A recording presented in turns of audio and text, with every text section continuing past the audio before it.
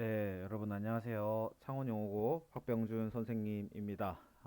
여러분들이 드디어 그 뇌구조 결과가 나왔습니다. 데이터 마이닝 전처리 작업은 따로 할 필요가 없었습니다. 여러분들이 애초에 단어 중심으로 이렇게 게임을 했던 거라 가지고 뭐 이렇게 콤마라든지 뭐 이런 접속사 뭐 이런 것들은 애초에 나오지를 않았고요. 네, 여러분들이 적은 단어 자체가 하나의 전처리 결과가 되지 않았나 싶습니다. 그래서 데이터 마이닝 해서 워드 클라우드 하는 건 별로 어렵지가 않았어요. 그래서 보시면 일단 여러분들이 가장 많이 얘기하고 있는 단어부터 한번 살펴보도록 할게요. 정의라고 했을 때 여러분들 제일 많이 떠올리시는 게 일단은 정말 다 똑같은 생각을 하는 것 같아요.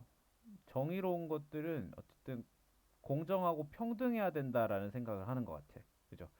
모두가 평등하고 공정한 것들. 공정 자체가 정의이고 평등 자체가 정의이다. 라고 하는 것 같습니다. 동일한 기준. 동일한 기준의 적용이라고 하는 게 여러분들이 입장에서 봤을 때는 정의라고 하는 것이 필요 이유라고 생각하시지 않을까 싶어요. 맞습니다. 정의라고 하는 것은 모두가 그죠? 동일한 것에 대해서는 동일하고 다른 것에 대해서는 다르게 취급한다. 라는 의미가 될 수도 있고 동일하고 다른 걸 떠나서 모두가 똑같이 이렇게 취급을 받아야 되는 그런 부분들이 평등에 대한 얘기를 하실 수도 있습니다.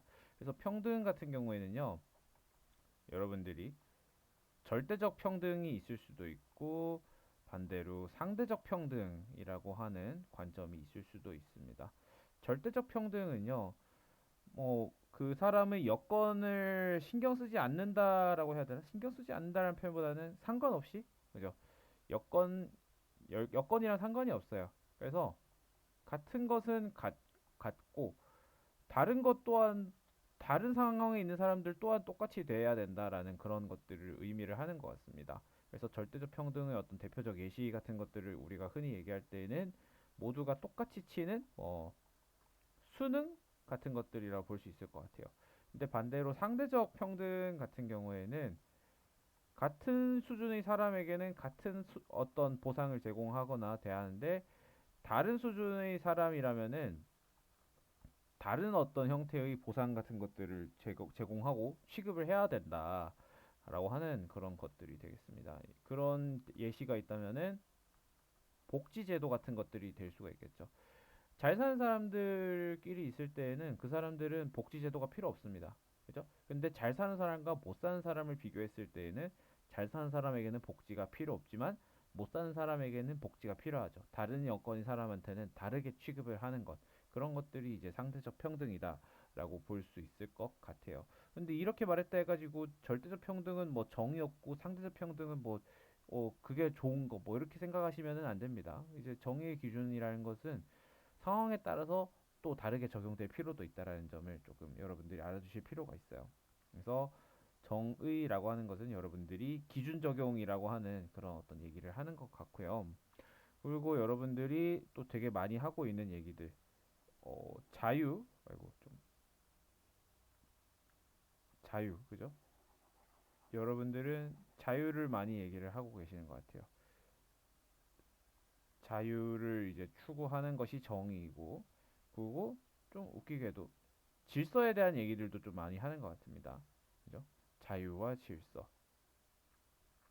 어때 보이세요? 두 단어가 똑같은 단어인가? 그 상관이 상관관계가 어떤가요? 반대되는 모순적인 단어로 보이시나요? 아니면은 서로 상관관계? 상관관계가 있는 단어로 보이시나요? 질서 있는 자유. 뭔가 말이 이상합니까? 자유와 질서. 그런 경우가 있죠. 각자가 자유를 이렇게 추구하다 보면은 너무 지나친 자유의 추구로 인해 가지고 그게 방임이 될 수도 있고 질서를 무너뜨리는 계기가 될 수도 있죠. 하지만 과도한 질서를 요구하는 어떤 현실 속에서 자유가 침해당하는 그런 일들도 생길 수 있죠. 그죠? 각자 개인의 자유를 얘기할 것인가, 공동체의 질서를 얘기할 것인가, 그죠? 개인의 자유와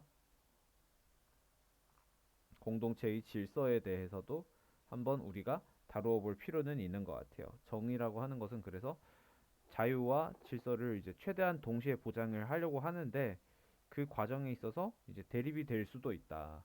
그런 상황에서 어떤 것들을 우선시할 건지에 대해 생각하는 것도 정의가 될 것 같고요. 그리고 여러분들이 지금 법이랑 도덕에 대한 얘기들을 또 많이 해주셨어요. 보시면은 그죠? 보면은 법 그리고 도덕이라고 하는 그죠? 뭐 윤리도 뭐 똑같은 맥락이겠죠, 그죠? 뭐 윤리, 도덕 똑같은 말입니다.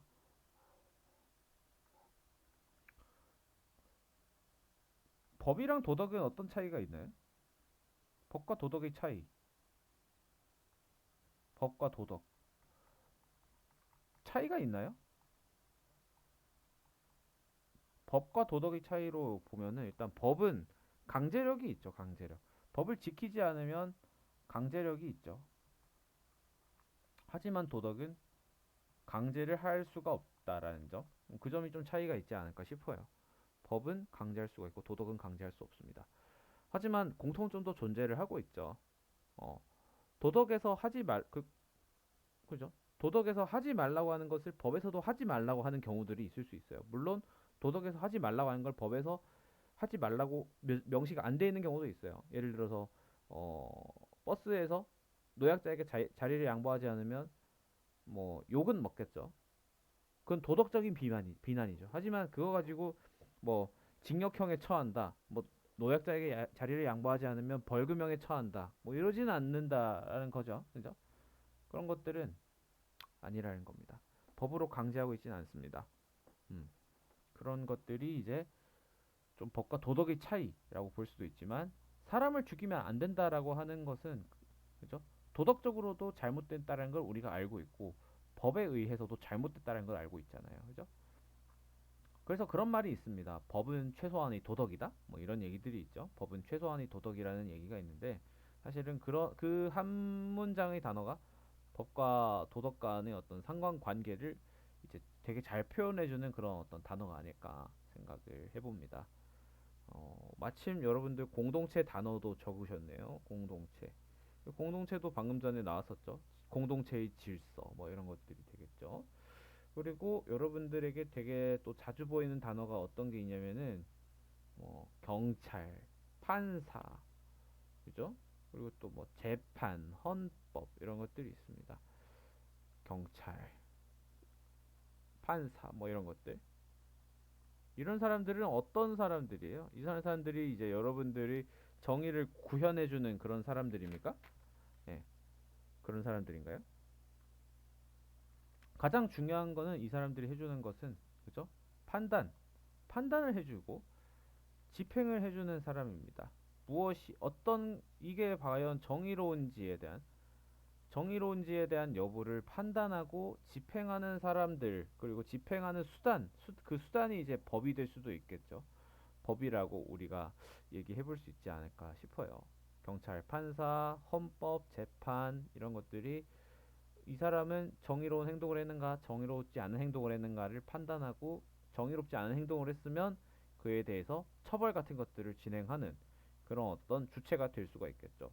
그런 것들에 의해서 정의롭지 않다 하는 것들을 우리는 범죄라고 이야기를 하고 있는 거고 죄를 어기는 사람들을 범죄자 이렇게 얘기를 하고 있는 겁니다. 그쵸? 그리고 여러분들이 되게 참 그거 한 게 인권 얘기 많이 적어줬어요. 자, 1학기 때 우리 배웠다고, 그지? 인권과 권리, 뭐 이런 것들, 인권과 권리 같은 것들도 그렇습니다. 정의를 보장해야 되는 가장 최종 목표가 있다면 여러분들이 어떤 인권 보장이지, 그죠? 인권 보장이지 않겠습니까? 인권 보장. 여러분들이 인권을 보장해주는 수단이 바로 정의라고 하는 것입니다.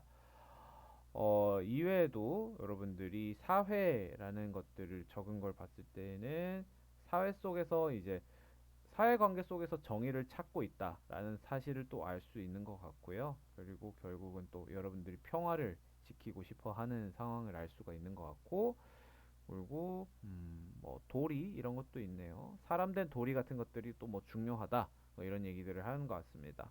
그리고 정의의 여신상 귀엽네요, 그죠? 그리고 이거 마지막으로 지금 보시니까 아주 중요한 게 있네요. 박병준 선생님이 정의랑 관련된 키워드다. 어, 누구신지는 모르겠지만 사랑합니다. 좋습니다. 이렇게 이외에도 여러분들이 워드 클라우드 결과를 활용하셔가지고 이제 정의라는 것이 왜 필요한지, 정의의 역할은 어떤 것들이 있는지에 대해서 여러분들이 잘 공부를 해두실 필요가 있겠습니다. 앞으로 이 이외에 뭐 자유와 공동체의 관계, 뭐 어떤 분배의 어떤 기준, 그리고 이제 불평등 문제에 대한 어떤 복지 문제, 그런 것들에 대해서 다채롭게 한번 다뤄보는 시간 되도록 하겠습니다. 고생 많으셨습니다.